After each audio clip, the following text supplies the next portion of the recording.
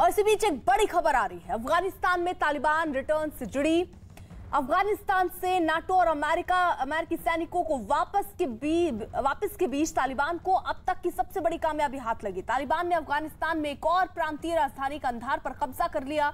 अफगानिस्तान के दूसरे सबसे बड़े शहर कंधार पर तालिबान ने हमले के बाद कब्जा किया। न्यूज एजेंसी के मुताबिक ये बताया जा रहा है कि तालिबान गुरुवार रात कंधार पर कब्जा जमाने में कामयाब रहा, जबकि सरकारी अधिकारियों का दल शहर से भागने में सफल रहा।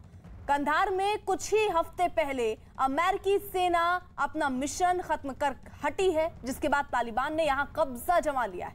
हेरात अफगानिस्तान का तीसरा सबसे बड़ा शहर है जिस पर तालिबान ने कब्जा कर लिया है। हेरात पर काबिज होने के बाद कंधार को जीतना तालिबान के लिए अब तक की सबसे बड़ी कामयाबी है। तालिबान ने कंधार से पहले अफगानिस्तान की 34 प्रांतीय राजधानियों में 12 पर एक सप्ताह में ही कब्जा कर लिया। तो यानी तालिबान का जो कब्जा है वो बड़ा है। और बड़ी खबर यही कि अफगानिस्तान से नाटो और अमेरिकी सैनिकों की वापसी के बीच तालिबान को अब तक की सबसे बड़ी कामयाबी हाथ लगी। तालिबान ने अफगानिस्तान में एक और प्रांतीय राजधानी कंधार पर कब्जा कर लिया। अफगानिस्तान के दूसरे सबसे बड़े शहर कंधार पर तालिबान ने हमले के बाद यह कब्जा जमाया। और यह भी जानकारी मिल रही है कि कंधार में कुछ ही हफ्ते पहले अमेरिकी सेना अपना मिशन खत्म करके हटी, जिसके बाद तालिबान ने यहां पर कब्जा जमाया है। दो तस्वीरें हम आपको दिखा रहे हैं। हेरात अफगानिस्तान का तीसरा सबसे बड़ा शहर है जिस पर तालिबान ने कब्जा किया। हेरात पर काबिज होने के बाद कंधार को जीतना तालिबान के लिए अब तक की सबसे बड़ी कामयाबी है। तालिबान ने कंधार से पहले अफगानिस्तान की एक दो नहीं 34 प्रांतीय राजधानियों में 12 पर एक सप्ताह में ही कब्जा कर लिया। तो तालिबान का जो कब्जा है वो बढ़ा है, काबुल के और करीब पहुंचा। कंधार में कुछ ही हफ्ते पहले अमेरिकी सेना अपना मिशन खत्म करके हटी है, जिसके बाद तालिबान ने यहां कब्जा जमा लिया।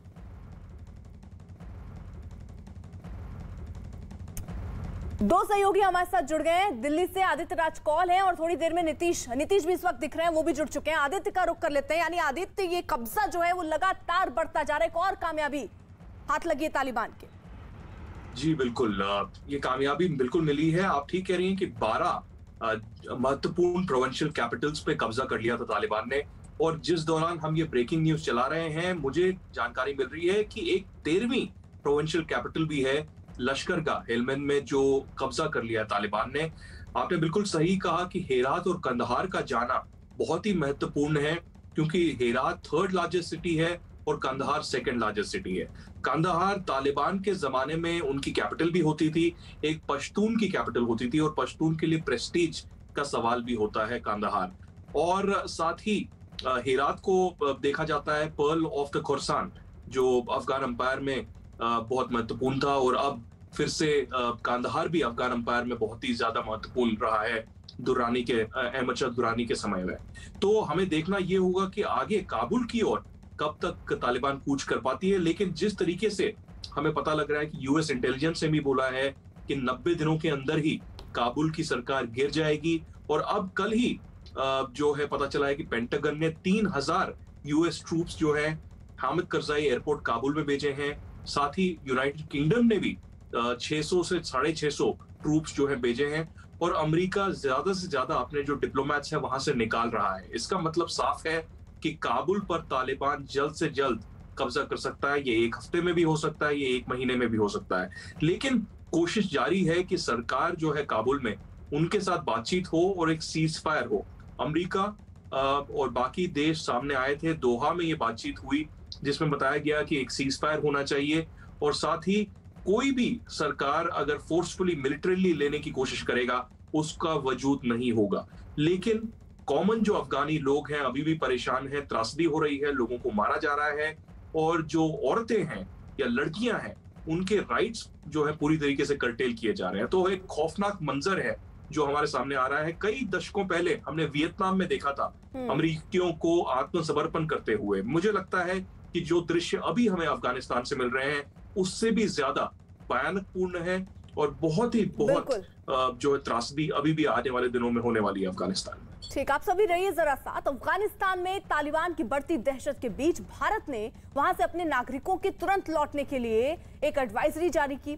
अफगानिस्तान में फिलहाल 1500 भारतीय मौजूद हैं, जबकि अमेरिका भी अब अफगानिस्तान दूतावास से अपने कर्मचारियों को निकालेगा। खबर है कि अमेरिका अपने नागरिकों को सुरक्षित निकालने के लिए सेना भी अफगानिस्तान भेज सकता है। नीरज हमारे साथ है। यानी नीरज, देखिए, भारत की भी ये कोशिश है कि जो हमारे नागरिक हैं वहां पर, उनको भी जल्दी से जल्दी लाया जाए। किस तरीके की एडवाइजरी जारी की गई? देखिए, भारत की तरफ से एडवाइजरी, ये दूसरी ऐसी एडवाइजरी है जो भारतीयों से लौटने की अपील की गई है जो वहां मौजूद है। करीब 1500 भारतीय वहां हैं और तीसरी ऐसी एडवाइजरी है। 2 एडवाइजरी से पहले भी एक एडवाइजरी जारी की गई थी कि जो लोग वहां हैं वो सुरक्षित रहे। लेकिन अमेरिका की बात करें, ब्रिटेन की बात करें, जिस तरह से अमेरिका तो 3000 ट्रूप्स यानी 3000 जवानों को भेज रहा है, ब्रिटेन कुछ जवानों को भेज रहा है कि अपने नागरिकों को अफगानिस्तान से वापस भेजा जा सके उनके देश में।